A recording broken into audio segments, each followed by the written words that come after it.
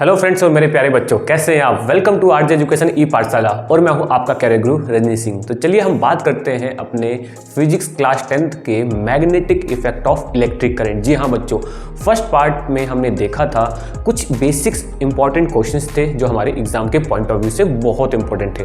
तो आज हम यहाँ बात करेंगे ऐसे ही कुछ शॉर्ट क्वेश्चंस, वेरी शॉर्ट और लॉन्ग क्वेश्चंस जो हमारे बोर्ड एग्जाम में मोस्ट कॉमन क्वेश्चंस है जो पूछे जाते हैं। तो चलिए आज हम बात करते हैं पार्ट 2 में magnetic effect of electric current की। जी हाँ, और करते हैं फिजिक्स के डर को छू मंतर और हम करेंगे अपने बोर्ड एग्जाम्स के लिए महा रिवीजन। जी हाँ बच्चों, तो चलिए पहला क्वेश्चन आप देख लीजिए। क्वेश्चन फर्स्ट क्वेश्चन में सिंपल क्वेश्चन पूछा गया है, आप इसको नोट करना है तो नोट कर लीजिए। What do you understand about magnetic effect of, जी हाँ, इलेक्ट्रिक करंट। तो मैं आपको बता देता हूं बच्चों, जब भी किसी कंडक्टर के अंदर करंट फ्लो होती है तो वो कंडक्टर एक मैग्नेट जैसा बिहेव करने लगता है। जी हाँ बच्चों, तो याद रखिए magnetic effect of electric current एक इलेक्ट्रिक करंट का कहते हैं ना मोस्ट इंपॉर्टेंट इफेक्ट होता है। जी हाँ बच्चों, दो इफेक्ट जनरेट होते हैं, एक होता है heating effect of electric current जो हमने पहले चैप्टर इलेक्ट्रिसिटी में बात की थी, मतलब जिसलिए, और हाँ कितनी हीट एनर्जी प्रोड्यूस होती है हीटिंग इफेक्ट में वो जूल्स लॉ ने बताया था। और हाँ उसी तरीके से जब किसी कंडक्टर के अंदर करंट फ्लो होती है ना तो उसके अंदर एक मैग्नेटिक इफेक्ट भी जनरेट होता है। ये हमारे हैंस क्रिस्टियंस और स्टैट्स एक्सपेरिमेंट्स में पता चला था। ठीक है बच्चों, और ऐसे मैग्नेट को हम इलेक्ट्रोमैग्नेट बोलते हैं क्योंकि इस कंडक्टर के अंदर जो मैग्नेटिक प्रॉपर्टी है बच्चों वो इलेक्ट्रिक करंट की वजह से आती है। ठीक है, और करंट की वैल्यू बढ़ाओगे तो मैग्नेटिक प्रॉपर्टी बढ़ेगी यानी स्ट्रेंथ बढ़ेगी, और करंट की वैल्यू कम कर दोगे तो मैग्नेटिक स्ट्रेंथ कम हो जाएगी। और हाँ, करंट की डायरेक्शन को रिवर्स करने पर इस इलेक्ट्रोमैग्नेट के पोलैरिटी भी चेंज हो जाती है जो हमारे नेचुरल बार मैग्नेट में नहीं होती। ठीक है बच्चों, चलिए ये था पहला क्वेश्चन। अब स्क्रीन पर दूसरा क्वेश्चन ये देखिए बच्चों, दूसरा क्वेश्चन भी आप रीड कर लीजिए। What is mean by magnetic field. जी हाँ, मैग्नेटिक फील्ड से क्या आपका मतलब है तो मैं आपको बता देता हूँ बेटा। जैसे हमारा चाहे मैग्नेट हो चाहे इलेक्ट्रोमैग्नेट हो, ये देखिए बच्चों हमारा जैसे मैग्नेट है यहाँ पे, ठीक है, दो पोल होते हैं, बाईपोलर मैग्नेट होता है। और हाँ हमेशा बाईपोलर होता है। अगर आप उसको बीच में जैसे ब्रेक कर देंगे तो ब्रेक करने के बाद जैसे मान लीजिए हमने इसको ब्रेक कर दिया तो बच्चों वापस से दोनों पोलर अपने आप दो पोल जनरेट हो जाएंगे। ठीक है बच्चों, तो ये हमारा बाईपोलर मैग्नेट होता है।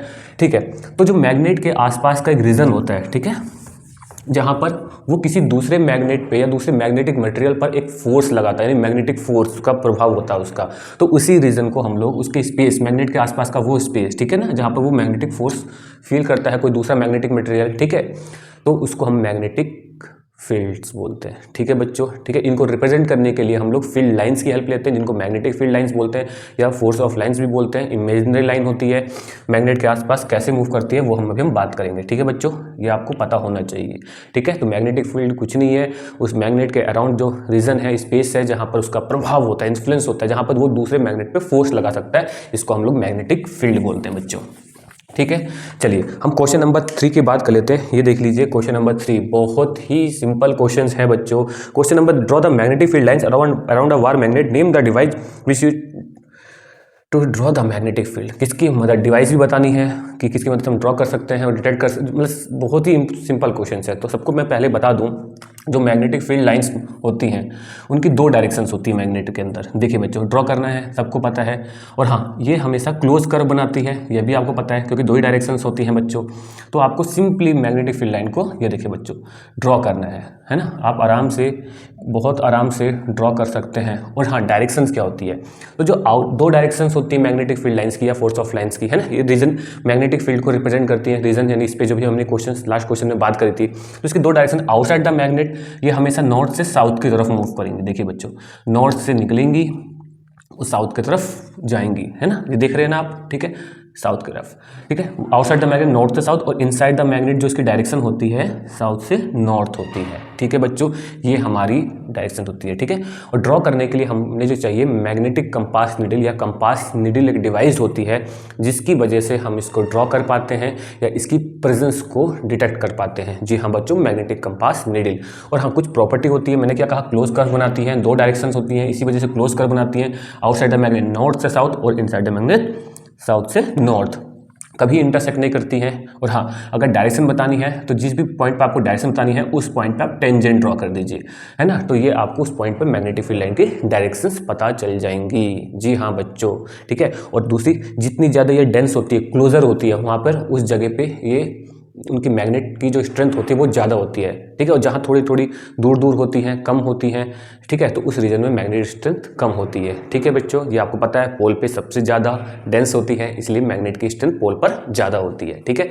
डायरेक्शन याद कर लीजिएगा, 2 डायरेक्शन है, प्रॉपर्टी याद कर लीजिएगा, ये बहुत ही इंपॉर्टेंट था बच्चों। चाहे ये हमारा बार मैग्नेट हो, चाहे हमारी सोलेनॉइड जो आपको पता है ना इलेक्ट्रोमैग्नेट होती है ना, उसके अंदर जो कोर यूज़ की जाती है, सॉफ्ट आयरन की यूज़ की जाती है, जो कि हमने पहले वीडियो में बात करी थी। अगर आपने वो पहली वीडियो अभी तक नहीं देखी, लिंक मैं नीचे डिस्क्रिप्शन में मेंशन कर दूंगा, आप जरूर देखिएगा। तो चलिए हम बात करते हैं अपने नेक्स्ट क्वेश्चंस की। देखिए बच्चों, नेक्स्ट क्वेश्चंस भी, why does a compass needle get deflected when about a near bar magnet. जी हाँ, अभी मैंने क्या बताया, कंपास नीडल को जब लेके जाएंगे मैग्नेटिक फील्ड में तो क्यों तो सिंपल सी बात है, क्यों डिफ्लेक्ट करेगा, क्योंकि जो मैग्नेटिक कंपास नीडल होती है ना बेटो, उसके अंदर भी एक स्मॉल बार मैग्नेट होता है। और आपको पता है, जब किसी एक मैग्नेट को, चाहे वो स्मॉल बार मैग्नेट हो, उसके अंदर किसी एक मैग्नेट को किसी दूसरे मैग्नेट की फील्ड में ले जाएंगे तो उस पर तो फोर्स लगेगा ही, चाहे अट्रैक्टिव फोर्स तो चाहे रिपल्सिव फोर्स। तो फोर्स लगने के बाद उसके अंदर डिफ्लेक्शन आता है। इसी प्रिंसिपल पर तो जो कंपास नीडल है किसी भी मैग्नेटिक फील्ड को डिटेक्ट कर पाता है बच्चों, और उसकी हेल्प से मैग्नेटिक फील्ड लाइंस, जो इमेजिनरी लाइंस होती हैं, वो ड्रॉ होती है, ठीक है। स्मॉल बार मैग्नेट होता है, इसके वजह से उसके अंदर डिफ्लेक्शन आता है। तो चलिए हम बात करते हैं, ये देखिए नेक्स्ट क्वेश्चन आप रीड कर लीजिए। Write 1 applications of Fleming left hand rule. जी हाँ बच्चों, एक एप्लीकेशन बताना है फ्लेमिंग के लेफ्ट हैंड रूल का। वो पहले होता क्या है फ्लेमिंग लेफ्ट हैंड रूल, है ना। तो ये देखिए, फ्लेमिंग लेफ्ट हैंड रूल क्या कहता है कि पहले जब किसी करंट कैरिंग कंडक्टर को हम, है ना, किसी दूसरे मैग्नेट के मैग्नेटिक फील्ड में ले जाते हैं तो उस पर फोर्स लगेगा। अब क्यों लगेगा, जो करंट कैरिंग कंडक्टर है तो मतलब उसके अंदर मैग्नेटिक फील्ड जनरेट होती है, वो इलेक्ट्रोमैग्नेट है, और किसी दूसरे मैग्नेट को एक दूसरे मैग्नेटिक फील्ड में ले जाने पर तो फोर्स लगता ही है। तो उस फोर्स की जो डायरेक्शन डिटेक्ट होती है, ठीक है, कंडक्टर किस डायरेक्शन में फोर्स लगे और जिस डायरेक्शन में फोर्स लगे उसमें मोशन होगा, ये बताता है फ्लेमिंग लेफ्ट हैंड रूल। तो अपनी जो लेफ्ट हैंड है उसकी थंब, फोर फिंगर और जो मिडिल फिंगर होती है, इसको हमें म्यूचुअली क्या करना है, स्ट्रेच करना है परपेंडिकुलर डायरेक्शन में। तो अगर हमारी जो फोर फिंगर, जिसको इंडेक्स फिंगर भी कहते हैं, वो मैग्नेटिक फील्ड लाइन की डायरेक्शन में है, और जो हमारी मिडिल फिंगर यानी सेंटर फिंगर वो इलेक्ट्रिक करंट की डायरेक्शन में है, जो तो थंब होगा वो डायरेक्शन ऑफ फोर्स यानी मोशन, उस चीज़ पर जो कंडक्टर है जिस डायरेक्शन में उसका मोशन हो रहा होगा उसकी डायरेक्शन को बताता है।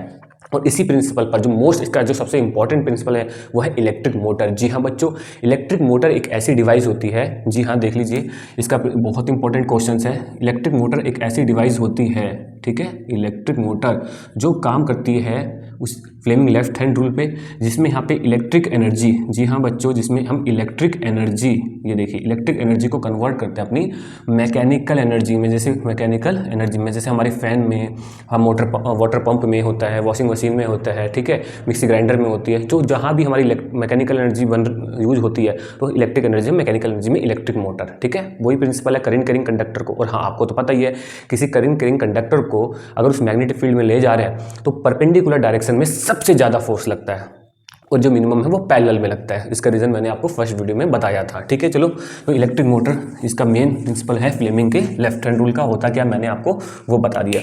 तो चलिए ये देखिए नेक्स्ट क्वेश्चन, आप इसको नोट कर लीजिएगा। नेक्स्ट क्वेश्चन में बात हो रही है, list the properties of magnetic field line force. जी हाँ बच्चों, जो मैग्नेटिक फील्ड लाइन्स फोर्स है या मैग्नेटिक फील्ड लाइन्स होती हैं उनकी क्या प्रॉपर्टी होती है। पहली प्रॉपर्टी तो वो हमेशा क्लोज कर्व बनाती है, सबको पता है, अभी मैंने आपको बताया था, है ना। क्लोज कर्व साउथ है, ठीक है, नॉर्थ है, वाली साउथ है, तो नॉर्थ से निकलती है, ठीक है, ये देखिए नॉर्थ से निकल रही है, साउथ की तरफ जाएंगी, नॉर्थ से निकलेंगे साउथ की तरफ, क्लोज कर्व, और इनसाइड द साउथ से नॉर्थ, सबको पता है। 2 डायरेक्शन होती हैं, ठीक है, आउटसाइड द मैग्नेट नॉर्थ से south, inside the magnet south से नॉर्थ। और 2 मैग्नेटिक फील्ड लाइंस कभी भी एक दूसरे को इंटरसेक्ट नहीं कर सकती। जी हाँ बच्चों, इसका रीज़न क्या है, क्योंकि अगर अगर देखिए 2 पॉइंट पर इंटरसेक्ट कर गई तो उस पॉइंट पर हमारी 2 डायरेक्शन होंगी। क्यों डायरेक्शन क्यों होंगी, क्योंकि जिस पॉइंट पर इंटरसेक्ट करती है उस पॉइंट पर टेंजेंट ड्रॉ करते हैं, तो 2 टेंजेंट ड्रॉ होंगी। और हमारा जो नीडल, मैग्नेटिक कंपास नीडल है ना, उसको 2 डायरेक्शन को शो करना एक इम्पॉसिबल है। तो हाँ, आपको पता, तो कभी इंटरसेक्ट नहीं करती बच्चों, कभी भी, ठीक है। और आपको तो पता ही है, जितनी ज़्यादा डेंस होती हैं उतनी ज़्यादा स्ट्रेंथ अच्छी होती है, ठीक है। ये आपको कुछ प्रॉपर्टीज़ है, क्लोज कर बनाना, इंटरसेक्ट ना करना, किसी पॉइंट पे टेंजेंट ड्रॉ करने पे डायरेक्शन को शो करना, इसकी स्ट्रेंथ जितनी क्लोज उतनी अच्छी होती है। ये मैग्नेटिक फील्ड लाइन्स की प्रॉपर्टीज़ होती हैं, ठीक है बच्चों। चलिए हम बात करते हैं अपने नेक्स्ट क्वेश्चन की। देखिए लीजिए नेक्स्ट क्वेश्चन क्या है बच्चों, ये बहुत ही सिंपल क्वेश्चन है। देखिए, what is the function of galvanometer in the circuit. Yes बच्चों, गैल्वेनोमीटर का क्या फंक्शन है सर्किट में, तो मैं आपको बता दूं, गैल्वेनोमीटर का केवल और केवल जो हमारी इलेक्ट्रिक करंट है उसकी प्रेजेंस को डिटेक्ट करना सर्किट में। जी हाँ बच्चों, एमीटर का काम करंट को मेजर करना था, और गैल्वेनोमीटर, देखिए गैल्वेनोमीटर का जो काम है उसका जो काम होता है केवल और केवल करंट की प्रेजेंस को, जैसे कहते हैं मैग्नेटिक फील्ड की प्रेजेंस को कंपास नीडल बताता है। और हाँ, स्मॉल करंट बहुत ही माइक्रो एम्पियर या मिली एम्पियर में करंट को मेजर कर सकता है, बट मेजर करने के लिए हम एमीटर ही यूज करेंगे। बट गैल्वेनोमीटर का काम केवल और केवल इलेक्ट्रिक करंट की प्रेजेंस को डिटेक्ट करना है कि करंट है कि नहीं है। और हमेशा याद रखिए सीरीज में कनेक्ट होता है, सर्किट के सीरीज में, है ना, चाहे एमीटर हो चाहे गैल्वेनोमीटर हो, हमेशा सीरीज में कनेक्ट होता है। ठीक है, गैल्वेनोमीटर। हाँ, मिली एम्पियर और माइक्रो एम्पियर करंट को कभी कभी थोड़ा थोड़ा मेजर कर सकते हो, बट लार्ज करंट के लिए एमीटर यूज करोगे। ठीक है बच्चों, चलिए हम बात करते हैं अपने नेक्स्ट इंपॉर्टेंट क्वेश्चन की। ये देखिए क्वेश्चन को रीड कर लीजिएगा। ठीक है, why does a compass needle get deflected when brought a near bar magnet. ठीक है, ये क्वेश्चन रिपीट हो गया है कि आपको होता है जो है ना उसके अंदर स्मॉल बार मैग्नेट होती है। ठीक है, इसलिए वो उस पर फोर्स लगता है, मैग्नेट के फील्ड में ले जाने पर फोर्स लगेगा, इसलिए उसके अंदर डिफ्लेक्शन आता है। तो चलिए हम बात करते हैं अपने अगले नेक्स्ट क्वेश्चन की। State Fleming left hand rule. जी हाँ बच्चों, फ्लेमिंग लेफ्ट हैंड रूल अभी मैंने बताया है। फ्लेमिंग लेफ्ट हैंड रूल का जो एप्लीकेशन है क्यों है, जब किसी करंट कैरिंग कंडक्टर को किसी मैग्नेटिक फील्ड पे ले जाएंगे तो उस पर फोर्स लगेगा, मैक्सिमम फोर्स परपेंडिकुलर डायरेक्शन में लगता है। फ्लेमिंग तीनों thumb, four finger, middle finger को म्यूचुअली स्ट्रेच करना है परपेंडिकुलर। अगर हमारी फोर फिंगर है मैग्नेटिक फील्ड की डायरेक्शन है, तो मिडिल फिंगर है जो हमारी इलेक्ट्रिक करंट की डायरेक्शन है, तो जो थंब पॉइंट होगा वो हमारा फोर्स मतलब मोशन कंडक्टर का। ठीक है बच्चों, इलेक्ट्रिक मोटर्स पे काम करती है, मैक्सिमम फोर्स परपेंडिकुलर डायरेक्शंस में लगता है, ये आपको पता होना चाहिए। नहीं पता तो मैं फोर्स का फॉर्मूला फिर बताता हूँ, NBIL साइन थीटा है बच्चों। परपेंडिकुलर में थीटा की वैल्यू 90 डिग्री होगी, तो साइन 90 मैक्सिमम 1 होता है, इसलिए मैक्सिमम फोर्स जो लगता है वो जब करंट कैरिंग कंडक्टर को हम परपेंडिकुलर में प्लेस करते हैं। और थीटा की अगर पैरेलल प्लेस करें, थीटा की वैल्यू 0, मिनिमम साइन 0 की वैल्यू 0 होती है, तो वहाँ पूरा 0 फोर्स लगेगा, कोई फोर्स नहीं लगेगा। जी हाँ बच्चों, ये बहुत ही इंपॉर्टेंट चीज़ है। तो हम बात करते हैं अपने नेक्स्ट क्वेश्चन की। यस बच्चों, देखा कभी कभी कुछ क्वेश्चन ऐसे आ जाते हैं जो हमें कंफ्यूज करते हैं, होते बहुत सिंपल, उसमें से ये क्वेश्चन एक है। आप रीड कर लीजिए, मैं टाइम दे रहा हूँ पहले। जी हाँ बच्चों, a beam of alpha particle enter a chamber of moving along a magnetic field, है ना, तो उसके ऊपर मैग्नेटिक फोर्स जो लगेगा कितना लगेगा। अल्फा पार्टिकल्स, तो पहले तो मैं आपको बता दूं जो अल्फा पार्टिकल्स होते हैं वो पॉजिटिव पार्टिकल्स होते हैं, तो हमेशा वो इलेक्ट्रॉन के मोशन के अपोजिट फ्लो करते हैं अल्फा पार्टिकल। ठीक है, हमेशा इसका मतलब, और इलेक्ट्रॉन के अपोजिट डायरेक्शन में करंट मूव करती है, तो जिस डायरेक्शन में हमारी करंट है उसी डायरेक्शन में हमारे अल्फा पार्टिकल्स है। अब कुछ सोचो, अलोंग द मैग्नेटिक फील्ड आ रहे हैं। ठीक है, अब मैंने क्या बोला था, करंट कैरिंग कंडक्टर में अगर करंट की डायरेक्शन में मैग्नेटिक फील्ड की डायरेक्शन सेम है। जी हाँ, तो यहाँ पे देखिए मैग्नेटिक फील्ड भी आपकी इस डायरेक्शन में मान लीजिए, और आप उसको जो ला रहे हैं करंट कैरिंग कंडक्टर या अल्फा पार्टिकल जो पॉजिटिव पार्टिकल है, तो मतलब उसकी डायरेक्शन करंट की डायरेक्शन है, अलोंग ला रहे हैं, तो अलोंग मतलब सेम डायरेक्शन में ला रहे हैं, यानी पैरेलल ला रहे हैं, तो थीटा की वैल्यू बच्चों 0 होगी। हाँ, तो कितना फोर्स लगेगा उस पर, मैंने क्या बोला था, तो करंट कैरिंग कंडक्टर यानी अल्फा पार्टिकल्स मतलब सेम है ना, अल्फा पार्टिकल मतलब करंट की डायरेक्शन, तो उसको अलोंग लाने का मतलब उसको पैरेलल ला रहे हैं, और पैरेलल लाने पे अगर थीटा की वैल्यू 0 है तो जो फोर्स का फॉर्मूला मैंने आपको बताया था, ये देखिए साइन थीटा, तो NBIL साइन थीटा, तो साइन 0 की वैल्यू यहाँ पे 0 हो जाएगी, तो ये पूरा फोर्स 0। तो जी हाँ बच्चों, अगर फोर्स जो होगा उस अल्फा पार्टिकल पर 0 लगेगा, तो क्या आप उसको मैग्नेटिक फील्ड लाइन के अलोंग ला रहे हो, सेम डायरेक्शन में ला रहे हो। हाँ, उस पर मैक्सिमम फोर्स लग सकता था जब उसको परपेंडिकुलर फोर्स में लाते, और कितना फॉर्मूला मैंने आपको बता दिया, इस फोर्स से आप कैलकुलेट कर सकते थे, बट यहाँ तो 0 ही फोर्स है। ठीक है, ये क्वेश्चन बहुत इंपॉर्टेंट है। तो चलिए हम बात करते हैं ऐसे ही अपने कुछ इंपॉर्टेंट। ये देखिए बच्चों, आप क्वेश्चन इसको नोट कर लीजिए, टाइम दे रहा हूँ मैं। ये देखिए, right the frequency of alternating current India how many times पर सेकंड। ये बहुत ही इंपॉर्टेंट है। तो मैं आपको बताता हूँ, हमारे पास जो घरों में डोमेस्टिक सर्किट में हम लोग AC यूज़ करते हैं, उसकी जो रेटिंग होती है, ये देखिए बच्चों, AC की जो रेटिंग होती है हमारे पास जो 220 वोल्ट आती है, 2 वायर के थ्रू आती है, लाइव वायर। ठीक है, लाइव वायर होता है जिसका पोटेंशियल 220 वोल्ट होता है, न्यूट्रल वायर जिसका 0 वोल्ट होता है बच्चों। ठीक है, और इसकी जो फ्रीक्वेंसी होती है 50 हर्ट्ज। जी हाँ बच्चों, इसका नाम है अल्टरनेटिंग करंट। 2 करंट होती है, एक AC होती है, एक DC होती है।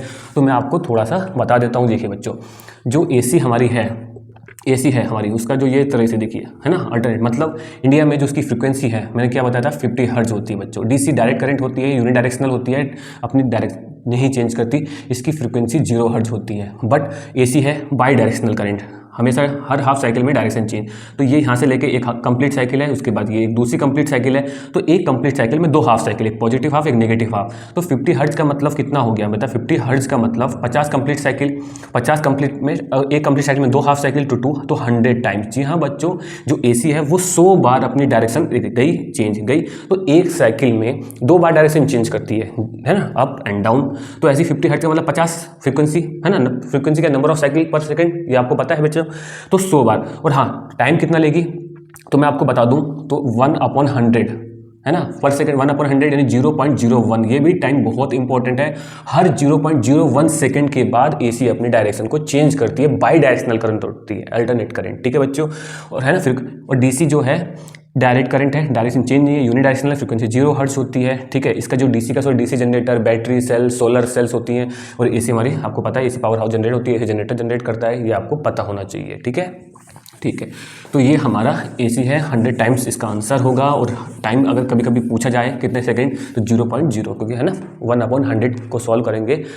एसी को हम यूज करते हैं लॉन्ग ट्रांसमिशन में, क्योंकि एसी जब ट्रांसमिट करते हैं लॉन्ग डिस्टेंस तक तो एनर्जी का लॉस बहुत कम होता है और हमें सस्ता भी पड़ता है। बट डीसी थोड़ी महंगी होती है। और रेटिंग मैंने आपको बता दिया 220 वोल्ट और 50 हर्ट्ज इंडिया में उसकी फ्रिक्वेंसी होती है, ठीक है।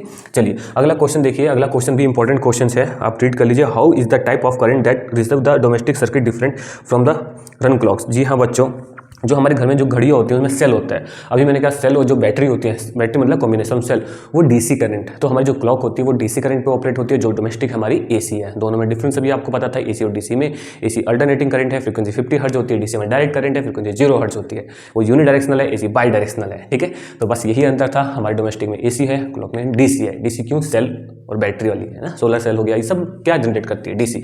तो अगला क्वेश्चन भी देख लीजिए बच्चों, defined alternating current and direct current. अभी हमने explain the alternating current is preferred over, ठीक है। अभी हमने इस क्वेश्चंस को डिस्कस ही किया था। अल्टरनेटिंग करंट आपको मैंने बता दिया बाई डायरेक्शनल होती है, ठीक है, फ्रीक्वेंसी 50 हर्ट्ज होती है। डीसी के बारे में मैंने आपको बताया था, फ्रीक्वेंसी 0 है, डायरेक्ट करंट होती है, ग्राफ इसका सीधा लाइन आता है। और हाँ बच्चों, इसकी फ्रीक्वेंसी 0 होती है, यूनिडायरेक्शनल होती है। डीसी को नहीं, कॉस्ट इसका महंगा होता है, एसी का कॉस्ट सस्ता होता है, चाहे जनरेशन का कॉस्ट हो। इनिशियल सेटअप भले ही महंगा है, अगर डिसएडवांटेज कोई आपसे पूछे एसी का एक डिसएडवांटेज, इनिशियल कॉस्ट सेटअप महंगा होता है, बट बाद में इसका जो प्रोडक्शन होता है ना वो सस्ता पड़ जाता है। बट डीसी का बहुत ज़्यादा है बच्चों, और डीसी एनर्जी बहुत लॉस करती है जब इसको लॉन्ग डिस्टेंस तक ट्रांसमिशन करना होता है। बट एसी का ट्रांसमिशन बहुत सस्ता भी है और एनर्जी का लॉस बहुत कम होता है, इसलिए हम एसी को यूज करते हैं, ठीक है। हमारे घरों में एसी आती है, लाइव वायर का पोटेंशियल 220 होता है, याद रखिएगा, मैं बार बार बोल रहा हूँ। न्यूट्रल वायर का 0 वोल्ट होता है, इनके हेल्प से आती है, फ्रीक्वेंसी 50 हर्ट्ज होती है। तो अगला क्वेश्चन की हम बात करते हैं। देखिए ये बच्चों, ये भी क्वेश्चन बहुत इंपॉर्टेंट है। Name the some sources of direct current. मैंने क्या बताया, बैटरी है, सेल्स है, सोलर सेल्स है, बल्कि डीसी जनरेटर भी है, तो ये डीसी करंट को प्रोड्यूस करते हैं, ठीक है बच्चों। अगला question, distinguish between bar magnet and electromagnet. जी हाँ बच्चों, बार मैग्नेट एक नेचुरल मैग्नेट्स होता है, लेमिस्टोन जो आपको पता ही है, नेचुरल मैग्नेट है ना। और इलेक्ट्रोमैग्नेट, जब हम कंडक्टर के अंदर करंट फ्लो होते हैं तो वो इलेक्ट्रोमैग्नेट होता है, ठीक है। बार मैग्नेट की जो स्ट्रेंथ है वो फिक्स है, चेंज नहीं कर सकते। बट इलेक्ट्रोमैग्नेट में करंट की वैल्यू कुछ कम ज़्यादा करके आप इलेक्ट्रोमैग्नेट की स्ट्रेंथ चेंज कर सकते हैं, क्योंकि इलेक्ट्रोमैग्नेट जो है कंडक्टर है वो करंट की वजह से तो है। और दूसरा, बार मैग्नेट की जो पोलैरिटी होती है, जो नॉर्थ है तो वो नॉर्थ है, जो साउथ है तो वो साउथ, कभी चेंज नहीं होगा। बट इलेक्ट्रोमैग्नेट में करंट की डायरेक्शन को चेंज करने पर आप पोलैरिटी को भी चेंज कर सकते हैं। जी हाँ बच्चों, नॉर्थ साउथ बन जाएगा, साउथ नॉर्थ बन जाएगा इलेक्ट्रोमैग्नेट में, ठीक है। ये आपका मेन डिफरेंसेस था। इलेक्ट्रोमैग्नेट में करंट खत्म कर दीजिए, खत्म हो जाएगी मैग्नेट, ठीक है। बट ऐसा हमारा बार मैग्नेट में नहीं होता है। तो चलिए नेक्स्ट क्वेश्चन की हम बात कर लेते हैं। Mention and explain the function of an earth wire, why is necessary to earth metallic appliances. बहुत ही अर्थ वायर का काम देखिए, लाइव वायर, न्यूट्रल वायर के अलावा एक अर्थ वायर भी होती है, जिसका एक सेफ्टी पर्पज से काम है। इसका काम लीकेज करंट, कभी कभी सर्किट में है ना, किसी रीजन की वजह से, फॉल्ट की वजह से करंट लीकेज होने लगता है। अगर वो जो हम अप्लायंसेज है, अगर हमारी उनकी जो बॉडी है मेटलिक बॉडी है, तो वो हमें इलेक्ट्रिक शॉक लग सकता है, ये हमारे लिए डेंजरस है। इसलिए अगर हमारी अर्थिंग होगी तो वो लीकेज करंट उस वायर के थ्रू होकर ग्राउंड में चली जाएगी, इसको ग्राउंड वायर भी बोलते हैं। तो सेफ्टी पर्पज से हम अर्थ वायर यूज करते हैं फॉर जो भी हमारी अप्लायंसेज हैं, उनकी जो मेटेलिक पार्ट होता है बॉडी का, उससे हमें इलेक्ट्रिक शॉक ना लगे और हमें नुकसान ना हो। चलिए नेक्स्ट क्वेश्चन की हम बात कर लेते हैं। जी हाँ, give reason for the following. अभी मैं कुछ क्वेश्चंस हैं, इनके रीजंस बताने हैं। पहला पार्ट जो इसका है, the burn out of fuse should be replaced by another fuse of identical rating. जी हाँ बच्चों, का इलेक्ट्रिक फ्यूज आपको मैं बता दूं एक सेफ्टी डिवाइस है, एक सेफ गार्ड है हमारी इलेक्ट्रिक सर्किट के लिए। सेफ गार्ड सेफ्टी डिवाइस से इलेक्ट्रिक सर्किट के लिए एज वेल हमारे इलेक्ट्रिक अप्लायंसेस के लिए। इसका काम क्या है, एक्सेसिव करंट, कभी कभी शॉर्ट सर्किट की वजह से पूरे सर्किट का रेजिस्टेंस 0 हो जाता है। रेजिस्टेंस जितना कम होगा इलेक्ट्रिक करंट बढ़ेगी, इन्वर्सली प्रोपोर्शनल होता है। तो ज़्यादा करंट अगर चली गई हमारे सर्किट में, सर्किट को डैमेज करेगी और हमारी इलेक्ट्रिक अप्लायंस को भी डैमेज करेगी। बट इलेक्ट्रिक फ्यूज होने की वजह से वो करंट को रोकता है। और हाँ, अगर जल्दी से जल्द अगर डैमेज हो गया तो उसको रिप्लेस कीजिएगा, क्योंकि पूरा सर्किट वर्क नहीं करेगा, है ना, सर्किट ब्रेक हो जाएगा। और हाँ, प्रॉपर रेटिंग, अगर हम जैसे मान लीजिए हमारा कोई डिवाइस 5 एम्पियर पे ऑपरेट है, तो उससे कम रेटिंग का आप नहीं लगा सकते। क्यों? क्योंकि कम रेटिंग का लगाएंगे, मान लीजिए 4 एम्पियर का लगा दिया तो ये 4 एम्पियर पे मेल्ट हो जाएगा, बार बार मेल्टिंग प्रॉब्लम आ जाएगी, बार बार आपको चेंज करना पड़ेगा और हमारी डिवाइस ऑपरेट प्रॉपरली नहीं हो पाएगी, है ना।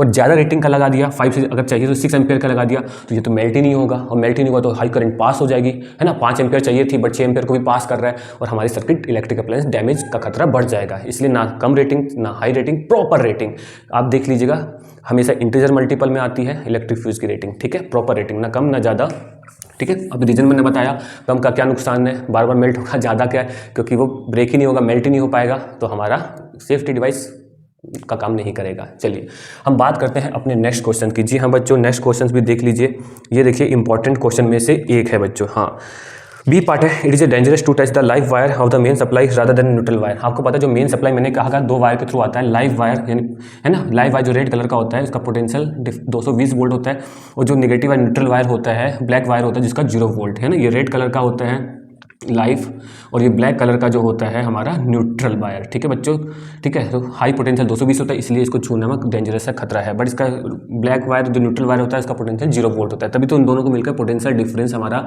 सर्किट का कितना बनता है 220 वोल्ट। और हाँ, लाइव वायर से ही हमेशा जो स्विचेस होती हैं, जो डिवाइस होती है उसको कनेक्ट किया जाता है, स्विच किसको, लाइव वायर, क्योंकि इसका पोटेंशियल हाई है और खतरा भी है, डेंजरस है, बट पोटेंशियल कम किसका होता है, न्यूट्रल वायर का। चलिए बच्चों अगला क्वेश्चन देख लेते हैं, ये भी बहुत ही इंपॉर्टेंट क्वेश्चन में से एक है। जी हाँ बच्चों, using of fuse in house load electric circuit is important.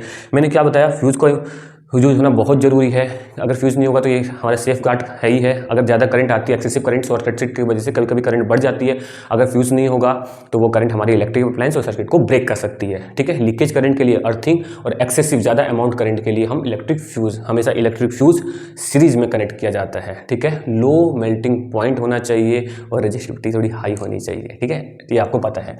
चलिए हम बात करते हैं अपने नेक्स्ट क्वेश्चन की। Imagine that you are the sitting in a chamber wow with your back to one wall an electron beam. जी हाँ बच्चों, रीड कर लीजिए, moving origin from back wall to towards the front wall, मतलब और तो आपको डायरेक्शन ऑफ मैग्नेटिक फील्ड बतानी है, आपने रीड कर लिया। बहुत ही इंपॉर्टेंट एक क्वेश्चन है। जैसे सपोज मैं एक चैम्बर में बैठा हूँ, ठीक है, अब यहाँ पे चैम्बर में बैठा हूँ तो जो इलेक्ट्रॉन्स है ना, बैक वॉल से फ्रंट वॉल की तरफ जा रहे हैं और इलेक्ट्रॉन के अपोजिट फ्लो करती है इलेक्ट्रिक करंट। तो यहाँ पे सबसे पहले मैं आपको क्वेश्चन रीड किया होगा, फ्लेमिंग, जहाँ भी मैग्नेटिक फोर्स की डायरेक्शन, मैग्नेटिक फील्ड की डायरेक्शन और इलेक्ट्रिक करंट की डायरेक्शन, मैग्नेट सबकी बात होती है, फ्लेमिंग लेफ्ट हैंड रूल काम आता है। तो देखिए चैम्बर है, बैक वॉल से इलेक्ट्रॉन मूव कर रहा है फ्रंट वॉल, ठीक है, तो इलेक्ट्रॉन के अपोजिट इलेक्ट्रिक करंट, तो करंट की जो डायरेक्शन होगी, करंट हमारी ये मिडिल फिंगर है ना, तो फ्रंट वॉल से बैक वॉल, ठीक है। बट क्वेश्चन में ये कह रहे हैं कि जो मूव हो रहा है वो, है ना, तो वो फोर्स जो लग रहा है उस पर राइट, तो आपने जो थंब को, जो फोर्स लगेगा, मोशन हो रहा है उसका, वो राइट की तरफ है ना, तो आपको थंब को राइट डायरेक्शन में रखना है और जो मिडिल फिंगर है उसको देखिए कहाँ रखना है, फ्रंट वॉल से बैक वॉल। क्यों रखना है, क्योंकि जो इलेक्ट्रॉन्स का मूवमेंट है बैक वॉल से फ्रंट वॉल है, इलेक्ट्रॉन के अपोजिट फ्लो करती है करंट, तो करंट हो जाएगी फ्रंट से बैक। तो देखिए मैंने करंट जो है, ये हमारी जो मिडिल फिंगर है मैंने अंदर की तरफ और थंब को मैंने राइट मूव कर, है ना, मूव जो फोर्स लग रहा है, क्वेश्चन पढ़ लीजिएगा, राइट की तरफ रख दिया। तो देखिए जो 4 फिंगर होती है फ्लेमिंग लेफ्ट हैंड में, जो इंडेक्स फिंगर होती है वो डायरेक्शन ऑफ मैग्नेटिक फील्ड, तो इस केस में जो मैग्नेटिक फील्ड की डायरेक्शन होगी डाउनवर्ड द चैम्बर। जी हाँ बच्चों, डाउनवर्ड द चैम्बर। ये देख लीजिए, मैं फिर से आपको दिखा, फ्लेमिंग लेफ्ट हैंड में इलेक्ट्रिक करंट फ्रंट से बैक वॉल दिख रहा होगा आपको, ठीक है, और जो हमारी ये थंब है, राइट मोशन है, फोर्स लग रहा है राइट की तरफ, देख लीजिए क्वेश्चन पढ़ लीजिए, तो जो मैग्नेटिक फील्ड है चैम्बर के डाउनवर्ड्स, ठीक है, ये बहुत इंपॉर्टेंट क्वेश्चन था। और हाँ, राइट एंड थंब रूल में एक बार बता देता हूँ आपको, जब स्ट्रेट कंडक्टर में करंट फ्लो होती है तो सबको पता है उसके अंदर एक कोसेंट्रिक सर्कल जनरेट होते हैं, ये देखिए, है ना, तो उनकी जो डायरेक्शन है, अगर करंट ऊपर की तरफ फ्लो कर रही है, जो देखिए, है ना, तो थंब करंट की डायरेक्शन में, तो जो मैग्नेटिक फील्ड है वो एंटी क्लॉक, ये देखिए एंटी क्लॉक बनेगी कि नहीं बनेगी। और अगर यही स्ट्रेट कंडक्टर में, ठीक है बच्चों, ये देखिए दूसरा डायग्राम, करंट नीचे की तरफ फ्लो कर रही है, ठीक है, करंट नीचे की, तो थंब को आपको डाउनवर्ड, तो जो करंट होगी वो क्लॉकवाइज होगी मैग्नेटिक फील्ड एंटी, तो इसको right hand thumb rule Maxwell बोलते हैं, मैक्सवेल रूल भी बोलते हैं बच्चों, ठीक है, ये स्ट्रेट कंडक्टर में काम आता है। और एक आपको मैं इंपॉर्टेंट चीज़ और बता देता हूँ, स्नो रूल होता है इसमें। जी हाँ बच्चों, स्नो रूल अगर याद रख लोगे तो कभी कंफ्यूज नहीं होगे। ये देखिए स्नो रूल, SNOW, ये बहुत ही पहले डायरेक्शन बनाइए, ये देखिए ईस्ट, वेस्ट, नॉर्थ, साउथ। आपको पता है अगर करंट साउथ से नॉर्थ फ्लो कर रही है, जी हाँ, तो साउथ से नॉर्थ, तो डिफ्लेक्शन ओवर द वेस्ट। अगर साउथ करंट साउथ से नॉर्थ फ्लो कर रही है ना, तो जो कंपास में डिफ्लेक्शन आएगा वेस्ट की तरफ, ये देखिए, है ना। और अगर इसका रिवर्स कर दे नॉर्थ से साउथ के, तो जो डिफ्लेक्शन आएगा towards east. Snow rule, S मतलब साउथ, एन मतलब नॉर्थ, ओ मतलब ओवर, डब्ल्यू मतलब वेस्ट।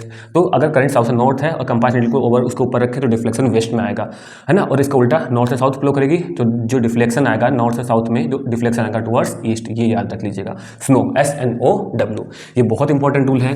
और उसके बाद तो क्लॉक फेज रिंग मैग्नेट के लिए मैंने आपको बताया था, वो भी बहुत फर्स्ट वीडियो में। ये देख लीजिए, अगर रिंग मैग्नेट है तो ये देखिए, अगर आप इस S बनाते हैं, ठीक है, अगर करंट क्लॉकवाइज है तो जो टॉप होगा वो साउथ होगा, बैक होगा नॉर्थ होगा। अगर, ठीक है, अगर देखिए ये करंट है क्लॉकवाइज है तो ये ऊपर वाला साउथ। अगर करंट एंटी क्लॉक है, जी हाँ एंटी क्लॉक है, तो ऊपर वाला टॉप नॉर्थ, बैक साउथ। अगर करंट यहाँ पे क्लॉक वाइज है तो टॉप साउथ और बैक नॉर्थ, ठीक है। करंट एंटी में टॉप नॉर्थ और बैक साउथ। तो देखिए ये थे हमारा सेकंड पार्ट। तो thank you so much watching this video. अगर ये वीडियो आपको पसंद आई, अभी लाइक शेयर कमेंट करना ना भूलिएगा। चैनल को सब्सक्राइब किया उसके लिए धन्यवाद, थैंक यू सो मच। नहीं किया तो अभी कर दीजिए। मिलते हैं अपने नेक्स्ट धमाकेदार वीडियो में, तब तक के लिए बाय।